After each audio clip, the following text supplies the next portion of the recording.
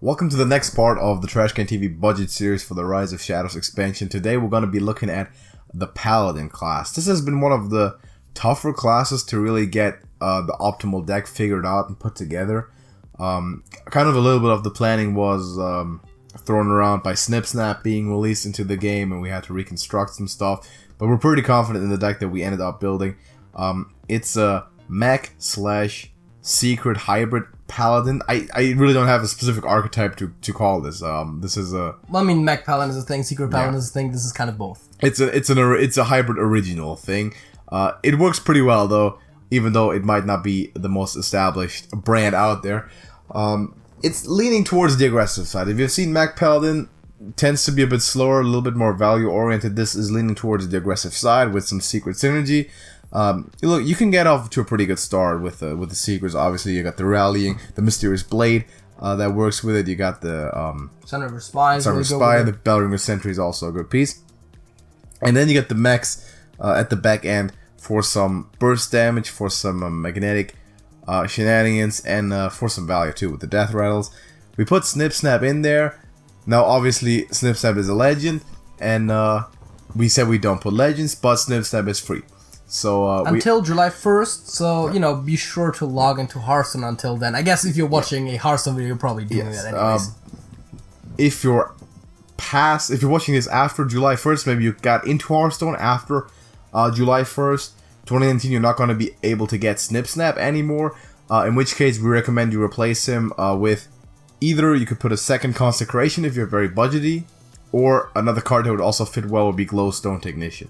That you can put into this deck. Annoy modules also possible. Now, upgrades to this deck, if you are willing to spend a little bit more dust, you earn some of the dust. Zilliax, we say it all the time, but Zilliax, Zilliax is really good. Fits into this deck, is a mech, and the other one is actually Kangor's Endless Army, which is a bit more of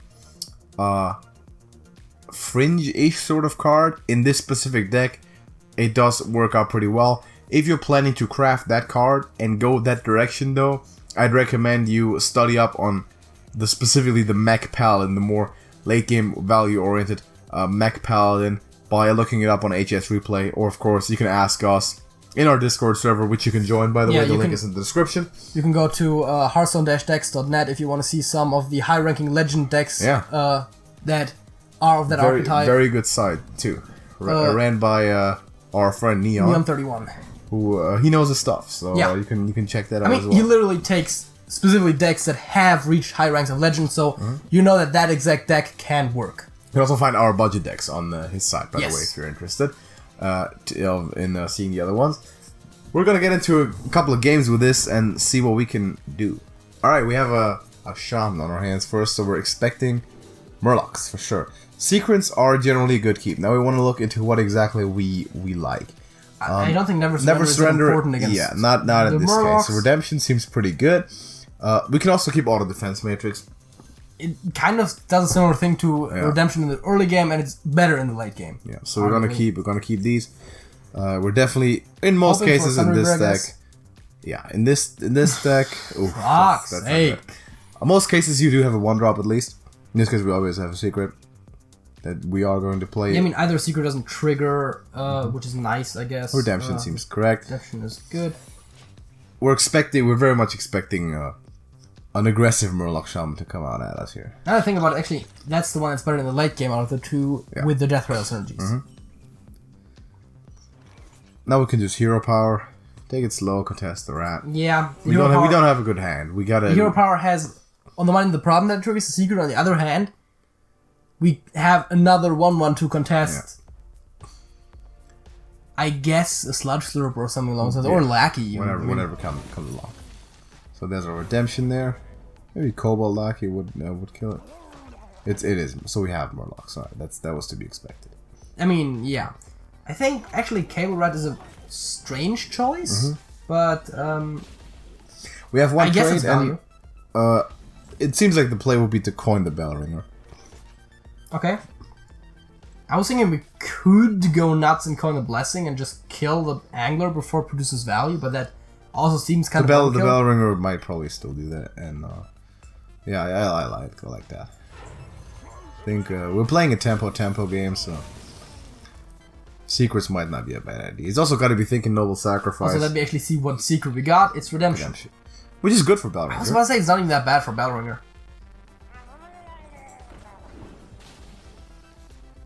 Yeah, now just get another Grimscale Oracle.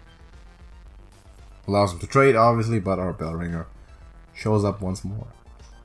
Providing more value, which is good. I guess he didn't get it, otherwise he would have already played it.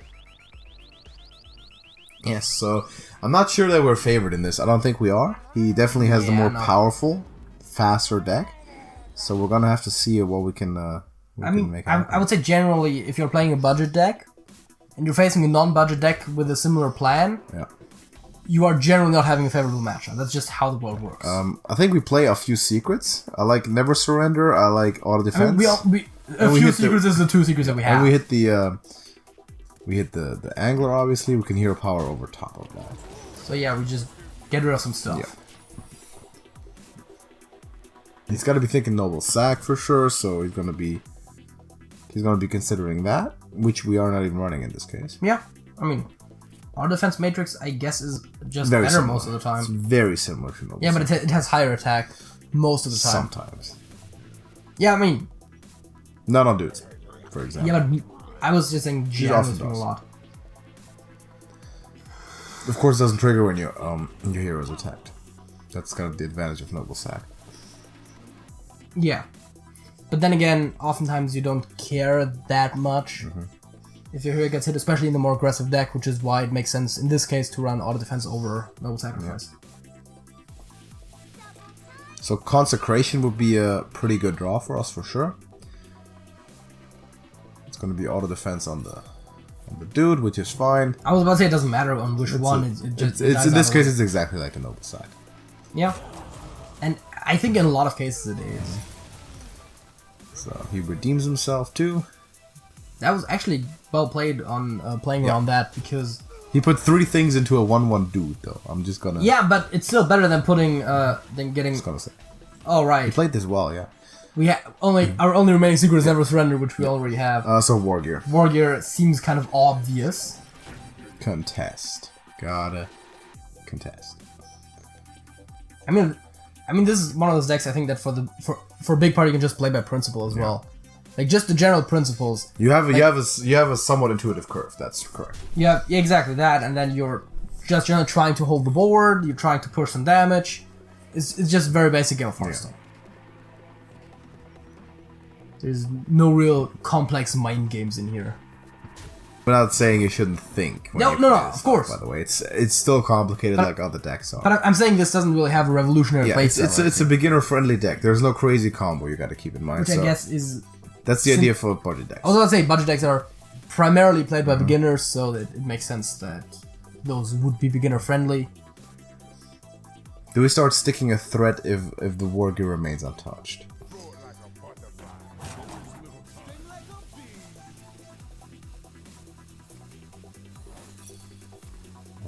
Or that's a good transform. Or do we weld? Oof, that's a really good transform. Well, really good. That's one of the worst transforms. Well, yeah, but I'm saying 1/1 into 5/5 is pretty good. Do we stick another War Gear on it, Auto Defense, and stick a minion? We could. Yeah, I guess we can totally do that.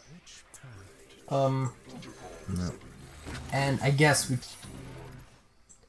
Let's do some calculation there. So he's gonna test it correctly, which means he uses his entire board to take it out. Well, if we're gonna be running into he takes it out, the question is exactly Bloodlust. Yeah, we're gonna run into Bloodlust. So,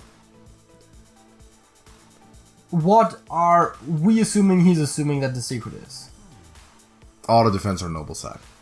If he's assuming Noble Sack, then that throws off his Bloodlust calculation potentially. Bloodlust right now is 26. That's more than lethal. He's thinking I'm running the Lackey in the War Gear no matter what.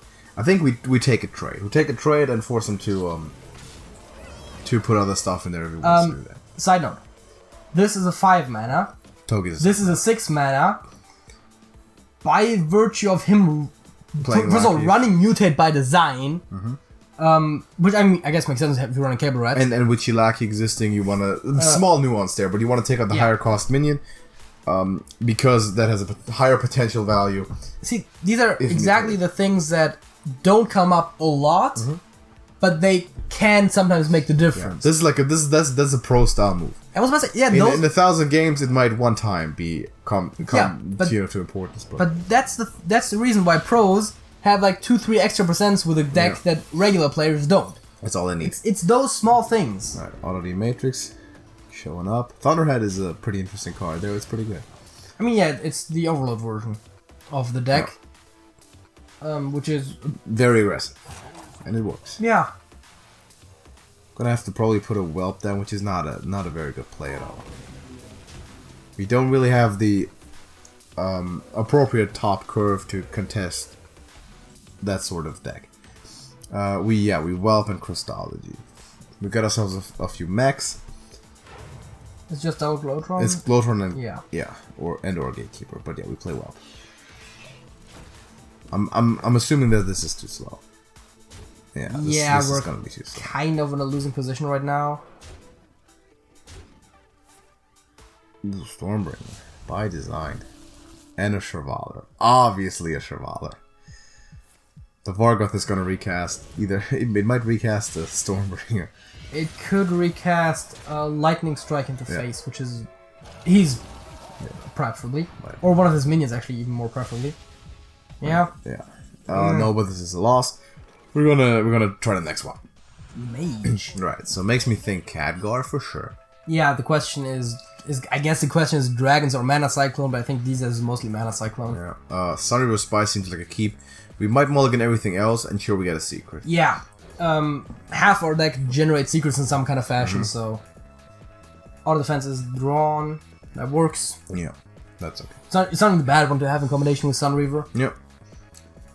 So instead of making the more aggressive, better than Redemption in this case, more aggressive Glowtron play, we actually go auto defense and play the Sunriver Spy over top. Also, there is literally no way he could trigger either of those two secrets, so that's also a bonus. Shouldn't say literally none, but I'm pretty sure there is none. It's kind of hard. You gotta summon a minion for your opponent. Yeah, and he's not about to play turn 1 Leroy. No. That would be overpowered. And then attack one of the Whelps. I mean, you know. Yeah, so... Hit Hero Power Redemption? No, that seems weird. Hit Hero Power Glowtron? I think so, yeah. I think that's the line.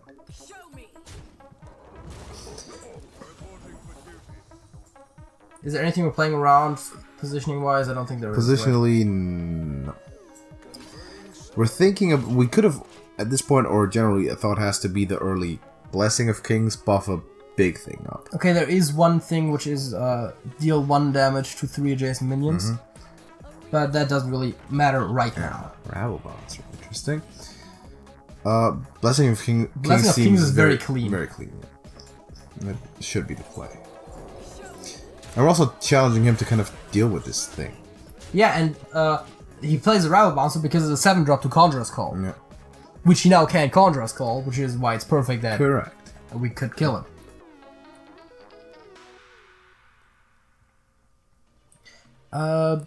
They don't run Polymorph, do they? No.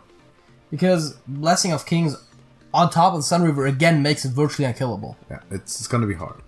He's gonna have to contest it with Mountain Giants and the Grey Forest. Yeah, and then, you know, auto defense happens. Exactly. Unless it happens on one of the other guys, which he, if he's smart, attacks first to test for that. Yeah. Mountain Giant, probably. Yep.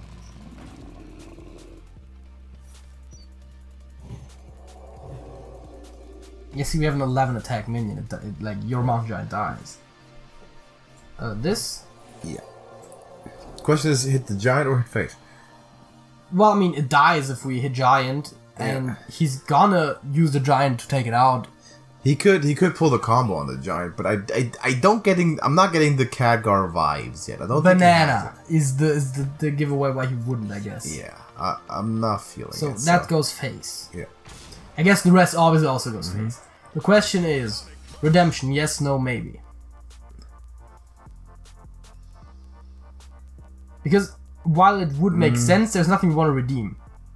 Really. Let me quickly think. Like next turn we can play Whelp and maybe play Redemption with that the turn after.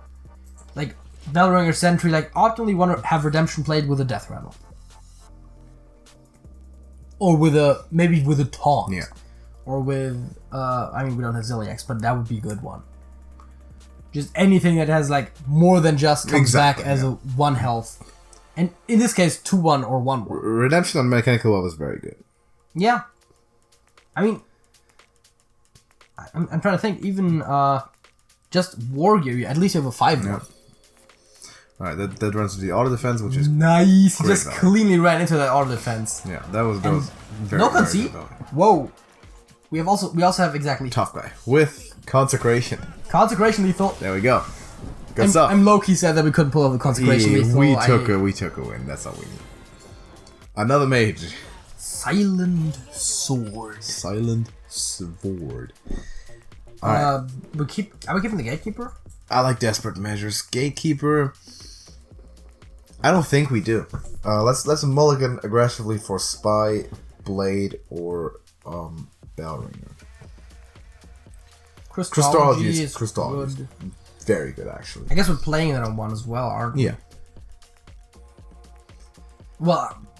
Yeah. Given we don't draw Glowtron, in which case we play that. No, we do.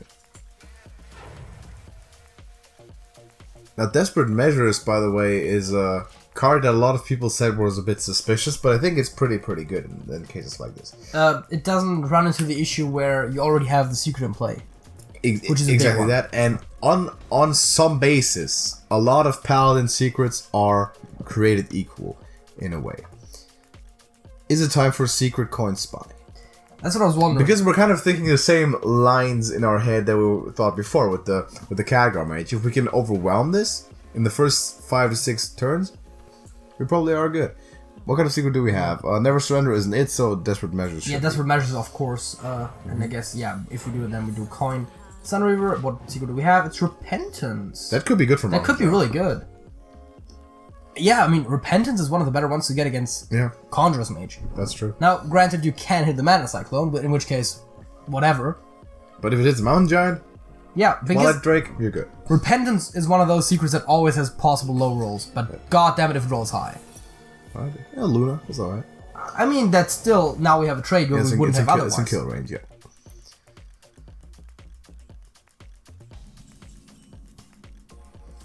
So Bellringer's lined up. I guess we trade. Yeah, we do. We could have put a couple of secrets down. We could play all the Desperate Measures. We could play all the Desperate Measures, or we could Gatekeeper. Let's hold. I want to hold Gatekeeper. I think. Okay, then let's play all the Desperate Measures. Let's show off that we have 2 of them, and then let's actually play them. Looks pretty good. Let's see what we have there. Never Surrender, Auto Defense, and Repentance. Another Repentance. Bring that giant. Bring it. I like it. See, that's why Desperate Measures to me is a pretty good card. You're getting this. You're getting basically, well, it's a secret twin spell, and assuming that all Paladin secrets are at least more equal in value on average than, for example, Mage and Hunter secrets, even Rogue. I don't know. Okay.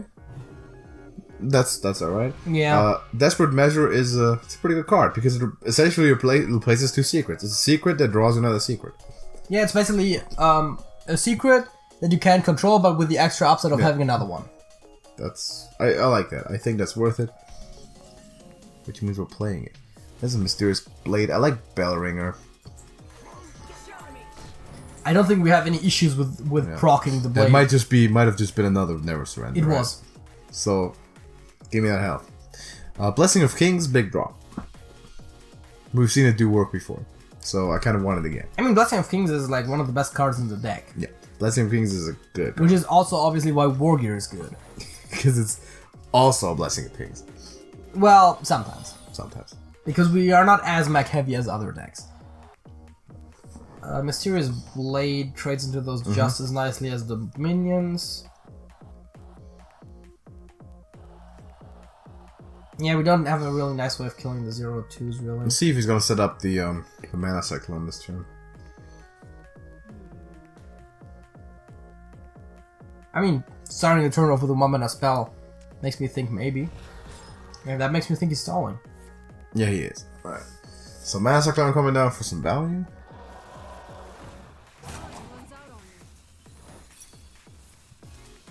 Yeah, that was what I was talking about before. Yeah, that wasn't strong. But that happens. Do we put the blade up? I think Maybe so. play Gatekeeper? Mm-hmm. Protect our dudes a little bit.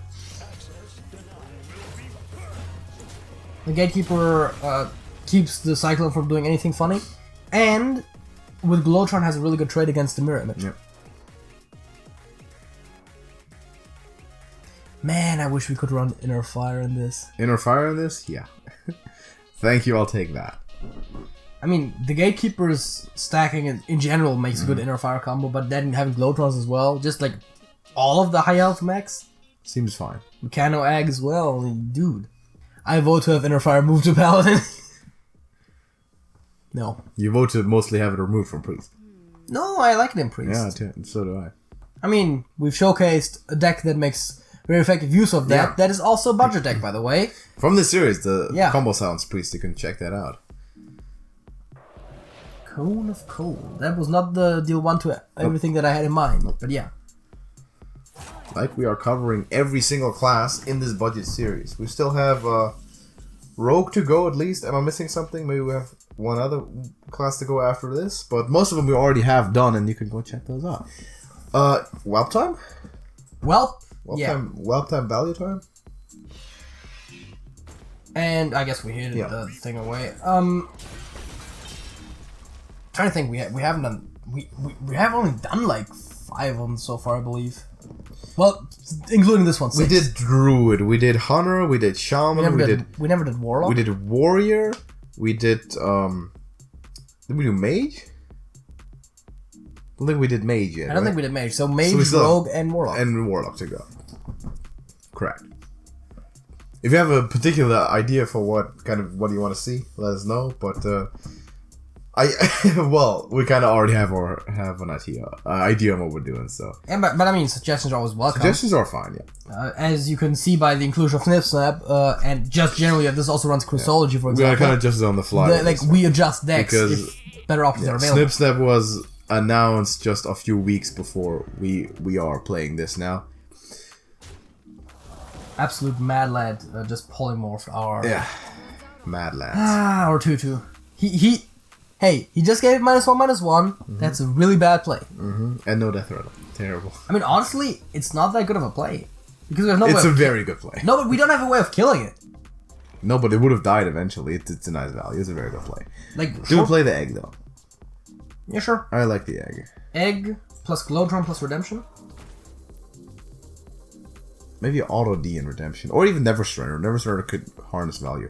Never Surrender is pretty and good. Redemption. Redemption, okay. I was thinking Glowtron on the egg so it can attack. That was the idea next turn. This turn, yeah. Yeah. That's true. I mean, how are we gonna kill our like 10 health egg? Yeah. But definitely favorable for him to attack in a polymorph. Well, I mean, he only got it from Mana Cyclone at this point, but. Oh, did he? Did he say that? Yeah, it's a generate card. It says on the tracker. Okay. I didn't check what it actually said on when he played it, but because that's not a very common thing. In that case, good for him playing Mana Cyclone and getting lucky. I mean, that's like the idea of the deck. Yeah. Not as dominant as last time, but I think we're kind of showcasing a bit of the other spectrum of this deck. Yeah, we gotta hurry it up a little bit. Because the other one was just going tall and being a bit lucky, and this one is just playing consistently. We know we're staring down some pretty good power though. There's the Giant. Maybe the combo is happening. Yeah, the Repentance didn't happen this time because we ran out kind of of those, sadly. wrecked, yeah. Frostbolt says no to Condra's Calling. And Never Surrender is pretty good there.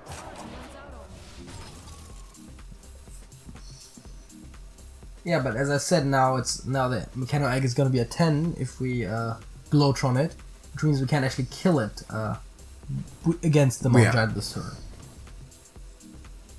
Which is fine. It's okay. Sentry. I was really hoping more of a blessing kind of turn here. Well, we play it. Is there a concrete reason not to play everything? No. So I didn't do that. I mean, there is a good reason. Wait, do we still have secrets? Yeah. So where we don't play auto defense is actually okay because we pull that. Yeah. But the reason why we want it from the deck rather than the hand is so we don't draw it next turn. And I guess, do I glow and just try to start killing the egg? Yeah, I think we start killing the egg, but hit everything else face, because why wouldn't we? Do we hero power even? Of course. Do we rather? I mean, we might rather want to keep the workspace. Stuff, we can always kill stuff. Right, he has a giant. Fair enough. There's a giant. I like having something that eats up our excess minions. That's why I also don't like leaving it on the board. Don't like Harrow settings on that much, because -2 attack is really annoying with all the small stuff. You can't kill it. In the Dalrun heist he's talking about, it's tough. We also played that on channel. Yeah, we did, and we ran into that exact issue because we played a zoo-ish style of deck, and that was tough. But we did end up winning. Spoilers. I should have said that the other way around. Yeah, that happens way too often that people say spoilers after they spoil something. Yeah. Why do you do that, people or me? Well, because you only realize it after. Why do you still say it? I guess because I should invert those in the edit. Just take both segments, cut them individually, and then put them back the other way. No.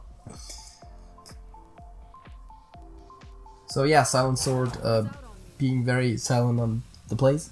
Yeah, Silent Sword is. He's got a handful of stuff, but he's got to come up with answers. I always like to think what he's thinking. So he's looking at 13 right He's now. looking at a very awkward blizzard is what he's doing. Yeah. Nothing. Okay, that should be a win now. Just everything face. Imagine the blizzard on his hand and just being like, ooh. Wait, boy. can we win with Glowtron? We run the dude into the giant, and then we have space to put both mechs on a mech, and we got 14 exactly. And then we collect our Nobel Prize for being so smart. Pretty good. I don't think that exactly is a thing. A Nobel Prize for being so smart? Yes. I'm pretty sure that's what it says. Like, whenever you get a Nobel Prize, it says you're very smart on it. Well, if it does, we're not getting one. But we are decent at making Hearthstone decks, at least. And that we did. So I think we showed this off to quite a good bit. Saw some good parts, saw some bad parts. Obviously, the first one, we couldn't match the aggressive potential of the Murlocs due to having some kind of dead cards on our hand, which happens with the 2 mechanical whelps. Yeah, I mean, that was us having a really bad draw and still performing okay-ish. With not much of a chance, and that's what's gonna happen. That's a thing you gotta be knowledgeable about if you're playing a budget deck or almost any somewhat volatile deck on Hearthstone, as good as it might be in terms of its explosiveness. You're gonna have games where you're not gonna have much chance of winning. That happens, and the most important thing is to keep going and play 10 more. But the strength of this deck clearly is putting on the early pressure, and then if you need to, you can sometimes draw the matches out. You can have potential to go places. Of course, Snip Snap did not come into play much in this brief showcase, but if you play a couple of games with this, you will. Magnetizing and buffs came into play, and I think you can extrapolate from that. You will notice something. How good Snip Snap is, and any amount of Snip Snap's play, to be honest. Snip Snap is good, so just take my word for it. Snip Snap's good. If you don't have it, if you're too late to the party to be awarded the Snip Snap, put a Glowstone Technician if you have one, or of course a Ziliax if you have it. Kangors is possible.